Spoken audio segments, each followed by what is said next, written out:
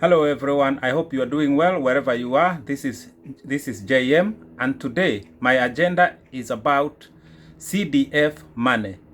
As part of the bipartisan talk that's going on at Bomas of Kenya, I wish to make a humble submission to the bipartisan talk committee. Ningetaka kuzungumzia kuhusu pesa za CDF kwa sababu ningetaka hii committee, bipartisan talk committee, waangalie habari ya pesa za CDF na waweke mikakati ya kuiondoa hii CDF. Kwa mahali Kenya imefika sasa, sio vizuri kutoa shilingi zaidi ya milioni 150 kumpatia kila mbunge ili ati akafanya maendeleo huko mashinani kwa constituency yake na kulipia watoto mashule na kadhalika. If you look at the case of in general, every member of parliament is getting between 130 million per year to 158 million Kenya shillings. In the case of Lamu, this year is 158 million Kenya shillings. That's the Lamu West. And in case of Lamu East is about 131 million Kenya shillings. Hizo ni pesa zinapewa mbunge kwa mwaka mmoja. I want to ask you, Lamu is so small. Lamu, especially Lamu West, receiving 158 million Kenya shilling per year. Hiyo maendeleo ikifanywa hapo kwa Lamu West, kila mtu ataiona. Kwa hivyo nasizungumzii Lamu West peke yake. Twende Lamu East, 130 million. Twende wabunge wote Kenya nzima, 130 million to 158 million. Therefore, that is a total of 37 billion Kenya shillings per year given to members of parliament. Sasa, woman rep, they are asking for money as well. MCA, they are asking for the money as well.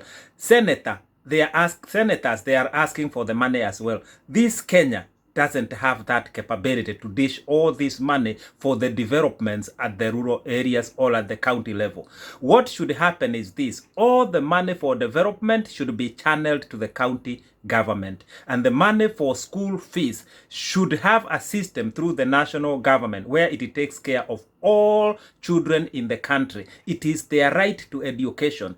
These are taxes paid by Kenyans, which are given as CDF to members of parliament. Therefore, every child in Kenya has a right to get CDF as part of the school fee. Long term, CDF should be eliminated completely. Therefore, the members of parliament should focus on the three main issues. One, the issue of representation.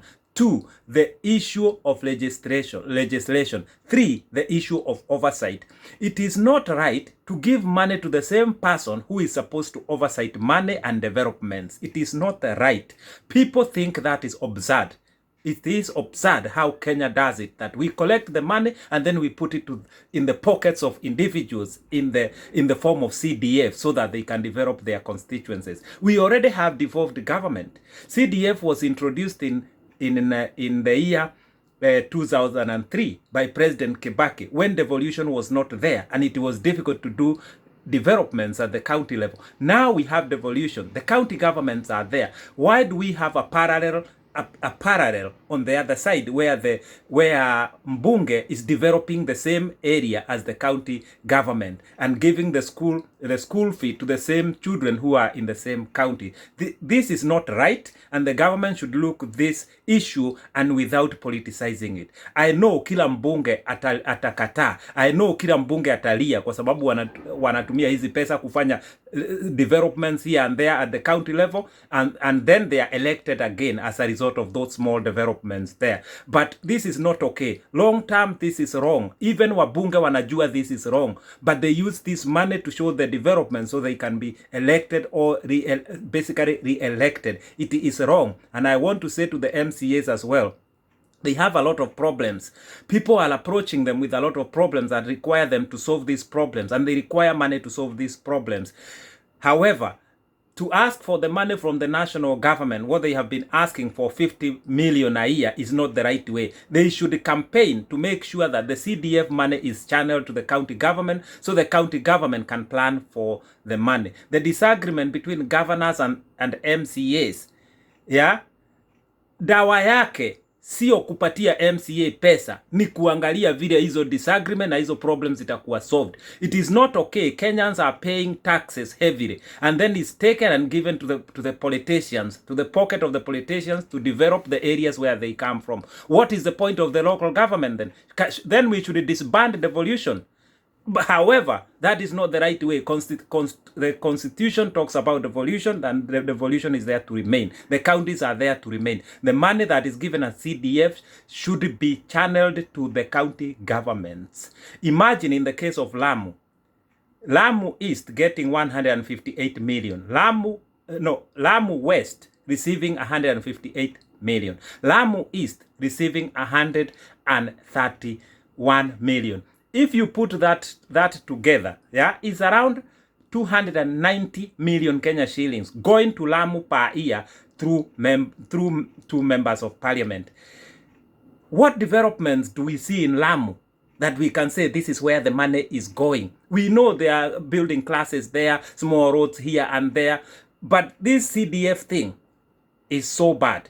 This CDF issue has to be dealt with, and the CDF money must be channeled to the local governments. Imagine Lamu County revenue that it has raised, yeah, own revenue last year is 120 million.